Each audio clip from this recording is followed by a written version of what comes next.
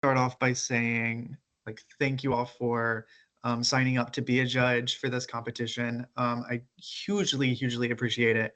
And I hope it's a really rewarding experience, like being able to give out and help us give out $25,000 to these students is a really big thing. So I'm so appreciative of you all for agreeing to be part of it. And the proposals, we've already started judging and started reviewing them, and there are some pretty strong topics and strong writing. So I'm super excited for you both to get started. But what we'll talk about today is I kind of want to just give you a sense of what QLI is, what this competition is. We'll talk about considerations when judging and just as you're going through the process. And then what I'm going to do is do a walkthrough of the online platform that you'll be using to show you what it actually looks like and what to expect. Then we'll do a deep dive into the rubric that you'll be using, and then some next steps, so like dates to keep in mind, and then I'll open the floor for any questions. So just what is QLI? QLI is a civic engagement and research program that high school students go through for the entire school year. So we start in September, and by April, they have conducted research, they've identified a topic of interest, and they've developed solutions to address that topic. So students have to pick quality of life issues affecting their community. And a lot of the students chose sleep deprivation for high school students. They chose vaping. They chose endangered wildlife. Some students chose the lack of civic literacy and understanding what your rights are. And with all these topics, the students have to conduct their own field research and design solutions to address these problems, to improve the quality of life in their communities. And so that's what they've been doing. And on April 21st, 2 days ago, they submitted a research proposal that can be between 6 and 15 pages. And that is what gets judged to win $25,000. And that is where you both are going to be helping us out. So you'll receive the proposals, and then using the rubric, assess the ideas, the research, and help us figure out who floats to the top. And there are 4 judging rounds or windows that you may have signed up for. The first one is April 24th through April 30th, and that one starts tomorrow. And the second one is May 1st through May 5th. And then the last 2, there was some change. So if you signed up for the third one, and these dates look a little different, I'm looking through it right now. I don't think either of you signed up for this 2A, but that had to change. But so the last round is May 5th through May 12th. And you'll be assigned proposals on the first day of the window, and then they will be due on the last day of the window. And it's all asynchronous, it's all online. So whenever you have free time, whenever you're available, you can be working on them. Okay, so just some considerations as we're going through it. What is your job? Your job is to carefully review the batch of student submissions, which is approximately 4 to 6. It may be 6 because we had a record number of submissions this year. We had 225 students, teams of students, which that can be from 1 student to 3 students. So a huge number, which is so cool, seeing all these students like get civically engaged and get excited and passionate about their communities. And your job is to just carefully review them, be thoughtful, be critical, and provide a score using the official rubrics within your window. As we'll look at it, there are 20 categories on a rubric, and each of them are scored from 1 to 5. And these are separated based on the sections. So each of the proposals is broken down into about 7 sections, and the rubrics go along with that exactly. So what I do when I review is I'll put up the rubric and then put up the proposal side by side and be like, okay, section 1, let me answer these questions. Section 2, I'll answer these questions. And the time commitment is about 2 to 3 hours for all 6 of them. And just make sure you have internet access, because if it's a little bit spotty, then there may be some issues with saving your scores. And I definitely don't want you to have to go back and go back and go back and keep looking at the same thing, or the same proposal. Um, and then if there's any issues like during this process at all, you can always reach out to me. I'm very responsive, especially for the judges, especially for you all. Um, but yeah, you can reach me there, and my phone number will be on the last slide as well.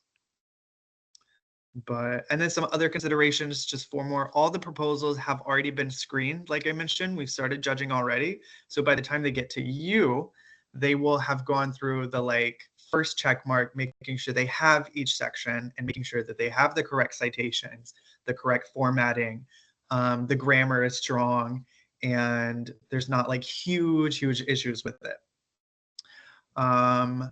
And then the second one, some of these ideas have been done before, like sleep deprivation. There's a huge body of research on sleep deprivation. So as students, ideas or solutions may exist elsewhere. And what I've seen some students do is cite where they took inspiration from.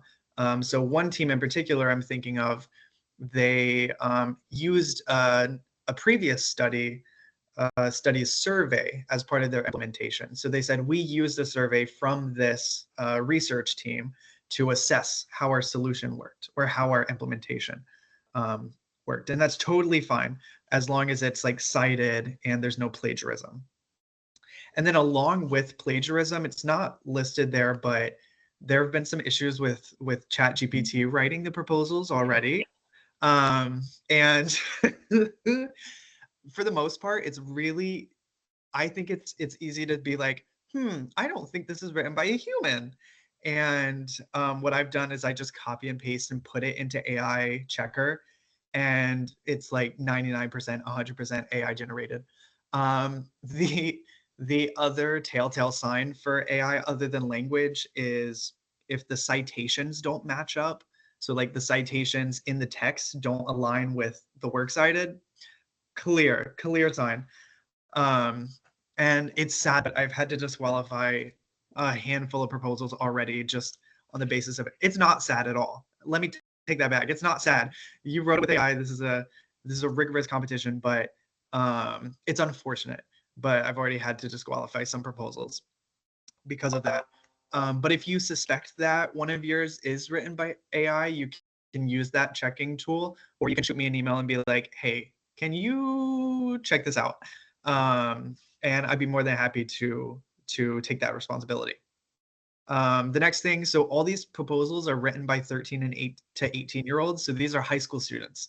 These are children writing these proposals. So if your expectation is like a PhD level thesis, then we may have to realign the expectation with just the reality of some of these proposals. Now, they are exceptional. There are some students that are writing about novel treatments for Parkinson's.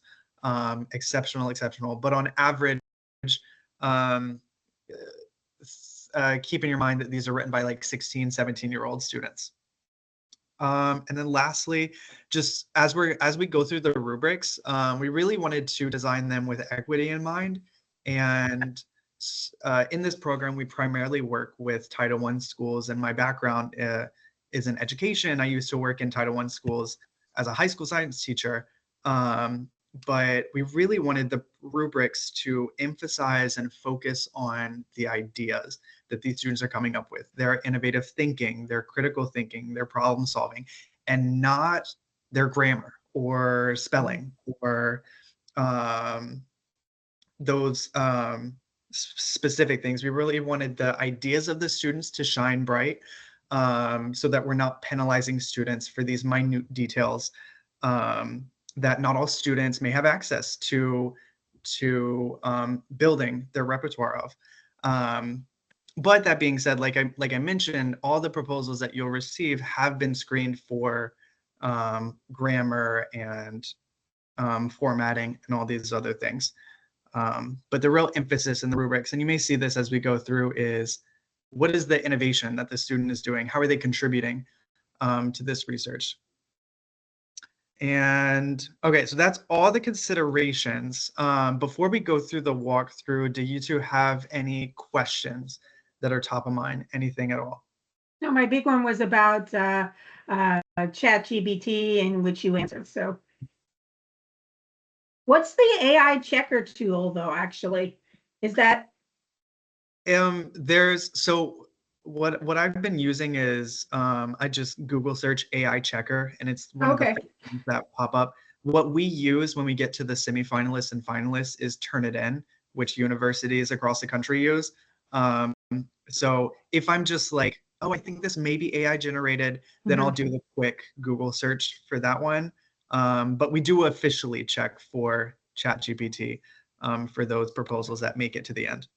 Okay, thanks. Okay, so for this, I think C is trying to. Do you want to put something in the chat, because we okay. can't hear you, unfortunately. I shake my fist at Teams. I know. So. Thank you for letting me know. And while you're typing, I'm going to stop presenting, but I'm going to share my screen on the, oh, now we can't find the button. I'm going to share my screen for the particular website that you'll be using. Okay.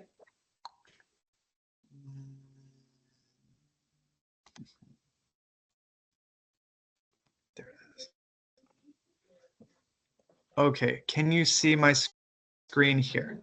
Yes, I see the login. Awesome. So this is the platform that we'll be using, Reviewer. And I believe that, and if you could just do like a thumbs up, have you received an email from this website yet or no? I haven't, but You have. Daryl, you haven't, and that's because I think you just signed up, so you'll be getting an email right after this. Okay, and it'll go to my work email. It's the daryl.weinstein@pearson.com. Let me check if that's the one I have on file. Yes. Yes, okay, perfect. Thank you. Okay, and your question was, do you have a percentage of AI or other resource writing tools that's acceptable? So are you asking, like, if you put a text into the checker and it says 20% with AI, is that good or bad? Okay. I think 25% send me an email because a lot of these what they're writing is it's their own, so it's hard to copy. So if it's 25%, that to me tells me, oh, you're kind of going out of your way, because they have to do their original field research, so that's not going to be anywhere else. And then the ideas too, same thing. So 25%, I think, would be my bar. Okay. Okay. And so what I'm going to do, I'm going to log in. Oh, that's not my password. And this is what you should see. So this is just the main homepage. And also, if you have any technical issues, you can click request support at this top right, or you can pull up this bot right here. This is the reviewer AI person. And oops, they are so helpful. You can just come here, ask a question. It's incredibly helpful. And the humans too are very quick to respond.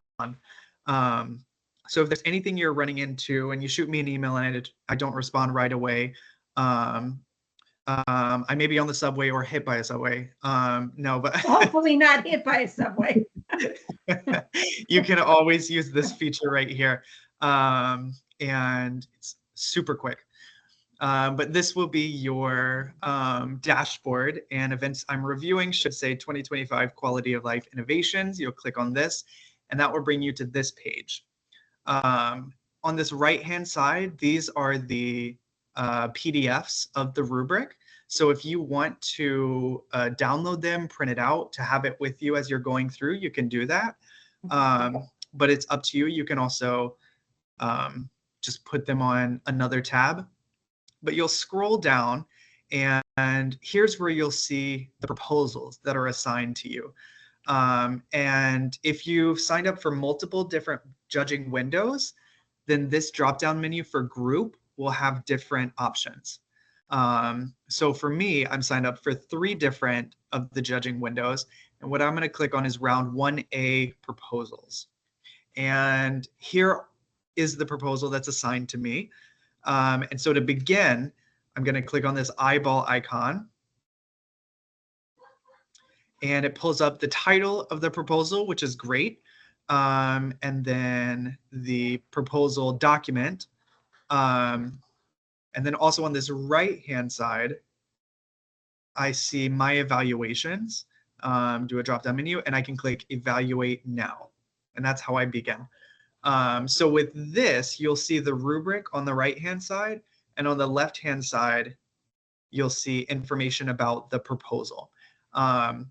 So when I mention the split screen, what I do sometimes when I'm reviewing is I will download the proposal and pull it up in another tab. Oh, I'm just sharing the window. Hold on, let me fix my screen share real quick so you can see the full screen. Entire screen. Okay, can you see my screen? It's loading. Okay, now we can.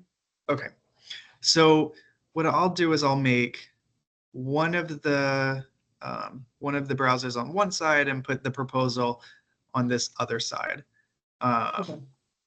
so that I have both of them on the same page. And I can figure out the. Or if you have, I have like 3 If you- monitors, you could put one on one monitor and Yes. thing on the other. Yeah. Okay. Yes. That's, yeah. Oh, absolutely. That makes it even bigger. That's even better. Yeah. Even better. But so on the right-hand side, this rubric, it's split up into the sections like I was mentioning. And so each of the proposals will have a title page, they'll have a table of contents, and then you'll have the text. And so they all start with a summary or a title page, contents summary, background research, field research and analysis, recommendation, implementation, and then financial implications, followed by a conclusion. So as you're going through, this summary is just like an abstract. It goes over everything they've done. And then the first rubric section is the background research. And so you'll go through each of these sub questions. So the first one, quality of life issue is clearly defined. Did they give you an informed documentation of the issue and specific ways it affects the quality of life? And so you'll go through, maybe they give me a 4, and then just go through. And each of the sections, it's the same 5-point Likert scale. So the next one, I'm just going to go through and check randomly real quick. And it'll give you a section total. So there are 4 questions for the first one with the possibility of 20, and I gave them all 4s, so that tallied to 16. You can check the computer's work if you want to. You don't have to do the math yourself. But if you want to, you can check it there. And so the next section is field research. And so I just scroll to that page, or once I get to there and reading, purpose of field research, maybe that's a 5, and kind of go the same process. And you can do this however works best for you. If you like to read the full document first and then go to the rubric, you can absolutely do that. Or you can do it as I like, and just section by section, whatever works best for you. And then once you finish answering all of the questions,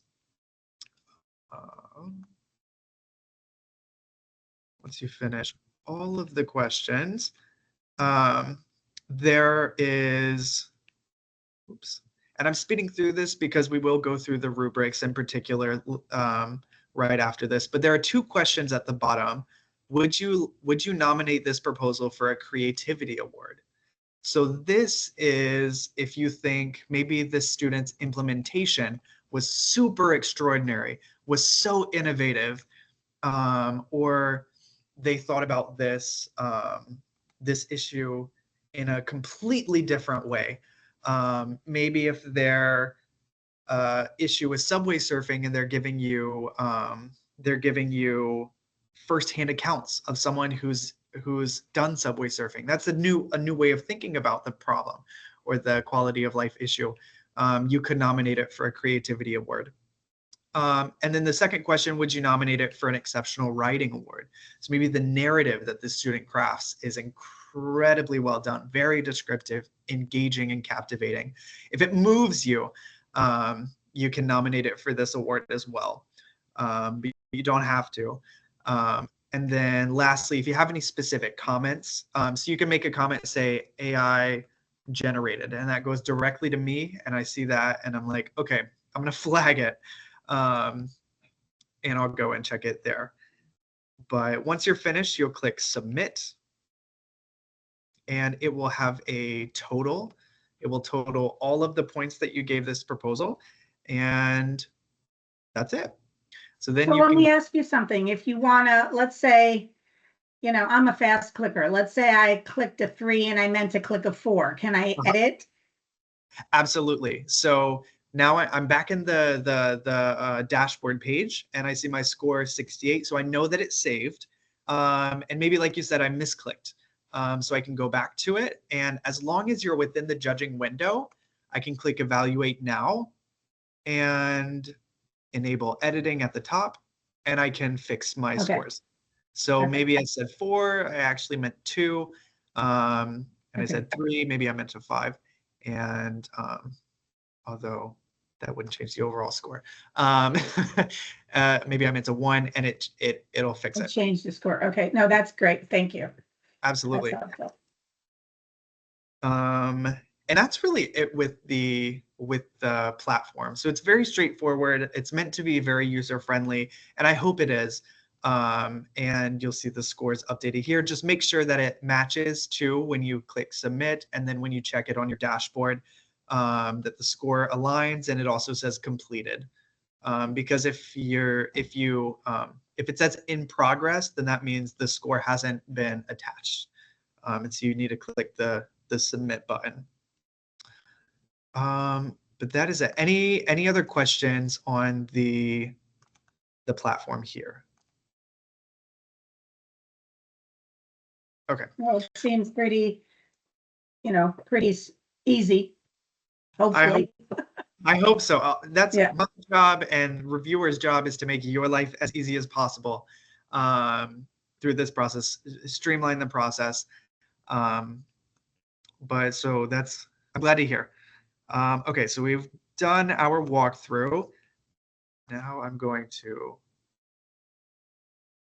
if it wants to go forward, we're going to do a specific deep dive into the rubrics. And so this may get a little monotonous and a little tedious, but there's a few points that I really want to specify. And thank you for that feedback. Very intuitive. So the rubric, like I said, everything is a 5-point Likert scale, and 1 is completely unacceptable. Does not address the standard, is not well done. Number 2 is fair, and it needs some work. So maybe they minimally addressed the questions, but didn't fully answer what the prompt was looking for. 3 is good. They answer the prompt, but that's it. And then maybe it's a 1-sentence answer. 4 is very good. So they meet the standard and they develop the ideas. So this is like, all right, they answer the question, and there's more sentence supporting it. There's a structure, there's analysis. And then 5 is, it exceeds the standards. The ideas are very well developed. They go above and beyond just the prompt and the questions.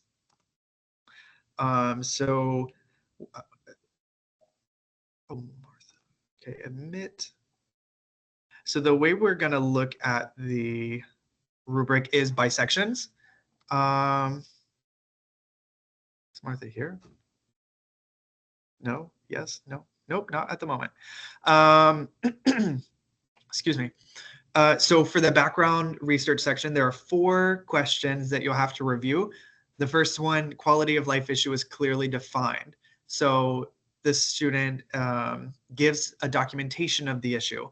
They define why this issue affects the quality of life. Here we go. Hi, Martha. Welcome, welcome. Please let me know if you can hear me and see the screen. So this student talks about the way that the issue affects the quality of life. They specifically connect it to the quality of life of their community. The second section, the reasons the problem exists, is thoroughly examined. So this is the lovely. This is the background information. So they're examining the history, how the problem came to be. So the example that I like to use is if the student's talking about subway surfing, did they mention maybe when the first case was reported? Did they mention how it's changed over time? Maybe how social media has influenced subway surfing? So have they really outlined how this problem came to affect the community? The third point is the quality of research gathered. So this is the sources are quality and eclectic. So they're not just from the same source or not just from the same type of source. So they use maybe government websites, firsthand witnesses, scientific journals, and Wikipedia is not used. Like I said, all the proposals have been screened, and I want to say none of them should have Wikipedia, but my background in science, nothing in science is 100% certain, but they should not have Wikipedia for sure. And then lastly, the question of innovation. So it has the student looked at this issue in a unique way? Are they thinking about it differently? Are they contributing to what we already know about the problem? And so that would complete the background research section. The next section that you'll look at is the research and analysis. And the first question you have to consider is, does the student connect their background to their field research? So have they set up the history and identified where they're going to contribute to the literature or what they need to explore more of? So that's the first question, is that connecting line between the two. The second question you have to think about is, did they describe the research that they're conducting? Did they have a research methodology? If the students don't have a research methodology, then they cannot score a 3, 4, or a 5. So if they don't even mention how they're going to collect data or how they're going to conduct research, they cannot score a 3 or above. The third point is research method is appropriate. So this is kind of general, like, is their research methodology aligned with their topic? If the students are studying subway surfing, they should not be doing observational research in grocery stores, for example, because that doesn't relate to the subway or relate to surfing on the subway. And then the fourth point you have to consider is the analysis of the results is clear. So this is research and analysis. So the students are tasked with presenting their data and analyzing their data. So are the findings summarized and interpreted? That's really important, summarized and interpreted. If the students just tell you what the results are, they cannot get a 3 because they did not interpret the results. So they have to say, here's what my results are, and here's what they mean. And then lastly, again, innovation. So are they presenting their data in a new way? That's one way to achieve this check mark. Are they showing you charts, photos, diagrams?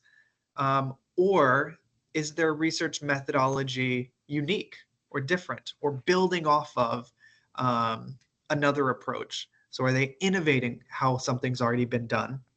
And I do want to make a point that in the proposals, students will likely have an appendix that goes past or that goes after the works cited. And they may have charts that are in the appendix. So they may cite Appendix A, and that's where you'll be able to find their charts, photos, and diagrams. Okay, next section is the recommendation section. So after they've done the research, now they have to come up with recommendations for how to solve the problem. And the first question you have to consider is, again, the connecting line. So the recommendation is relevant to the research. So based on the data, they connect that to the recommendation. And what I've seen is a lot of students, when they do it well, they'll say, based on the data gained from this survey, we recommend this. And there's that connection.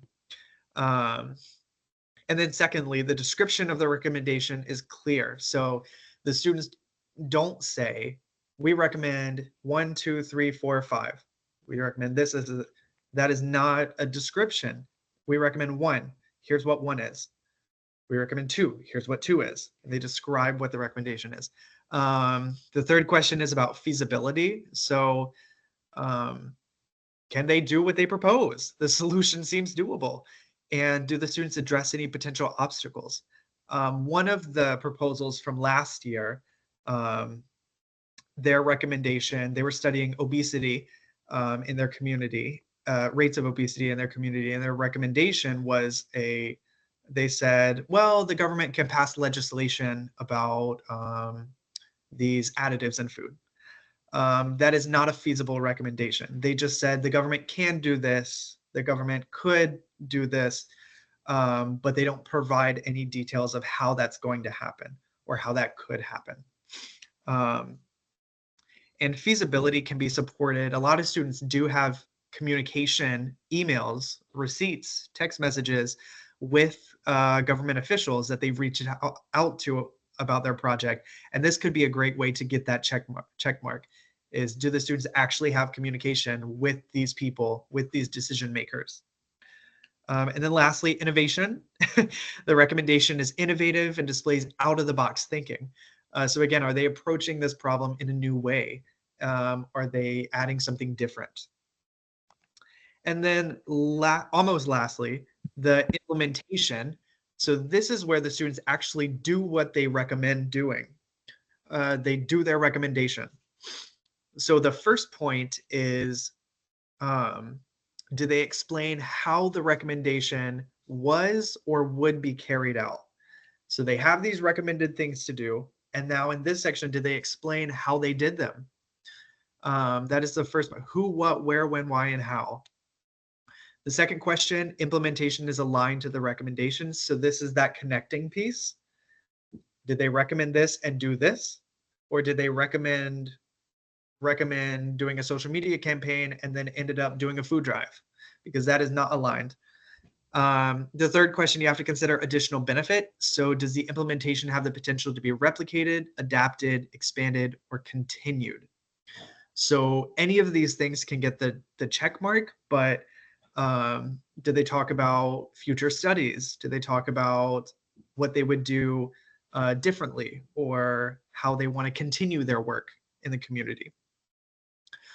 The fourth point is results. So the students are required to show that their implementation affected the quality of life. So did they have results, or did they explain how they're going to measure success in this section? Is really to get that check mark. And then lastly, do they have evidence? Do they have receipts that they're doing what they're doing? Some students will include pictures of them. The winning students from last year had a bunch of pictures of them actually digging in the trash cans, because they created a waste management system for their school and for schools across Brooklyn. And so they have pictures of them digging through the trash, weighing all the trash. It was a really, really cool proposal. And with their implementation, they reduced waste at their school by 2,700 pounds. Wow, that's impressive. It's huge. So they measured it. They said that in a week, the school produces 2,715 pounds, so 2,715 pounds of waste. And the students said that is horrible. So they came up with a composting strategy, a waste management strategy, a recycling strategy, and they developed a club to make sure that students at the cafeteria knew what to do, and make sure that the staff and custodial services were aware of the strategy as well and helped implement it. And they reduced it to only 15 pounds a week. So from 2,700 to just 15 pounds of waste a week, trash waste. Wow. Huge. But to the point that they had evidence with the pictures, they had evidence with all of these screenshots of their volunteer coordinating system, and they measured the results. They weighed the trash before and after. So really, really impressive students. And then the last official section is the financial implications. And this is typically just a chart in the proposal that has the costs that may be associated with the implementation and the purpose of the costs. Or it could be a cost benefit. So they would identify the groups affected, the cost to them, and the benefit that they gain. Now, I do want to note that students may not use dollar amounts, so they may just explain the benefits of like students learn more about this or students do this.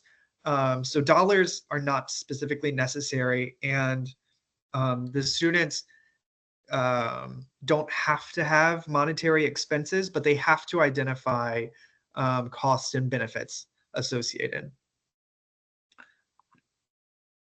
And then the last question you'll have is general. So overall, is the proposal well written? Is it grammatically correct? And are the ideas well developed? And this is just one to 5. And then we see what we went over. Do you want to recommend for the exceptional writing or the creativity award? And that is it for the proposal. So I know that was a lot of information, very, very detailed. And what I'm going to do after this call is send all of you a document, a judge's guide that has the rubrics embedded so that you can go back to them and look a little bit more closely or spend some more time with them, hold space for the rubrics if you would like to before your judging window. But are there any questions, any comments, any concerns overall about the rubrics? No, not for me. I thought you explained them very well. Thank you. Okay, I see a thumbs up. Lovely. I love it. This is where I'm like, all set. Lovely. Okay. The last thing, next steps. So what I just said, you'll receive the judge's guide, a 3-point PDF with the rubrics and just some other things to consider. Kind of the information that we talked about today will be there. I'm also going to send you the slides from today and the recording. It'll be a YouTube link. And then you'll also receive, so Daryl, you'll receive an email invite from reviewer today after the meeting. Okay. And that'll prompt you to create a password and create an account so you can log in.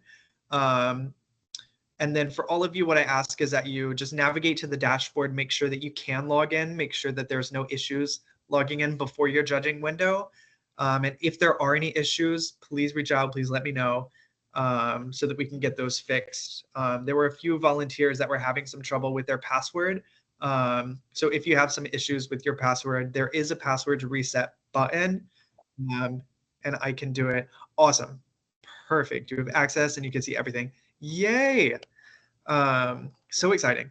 And then number 3, just again, you'll receive a batch of proposals the first day of your window.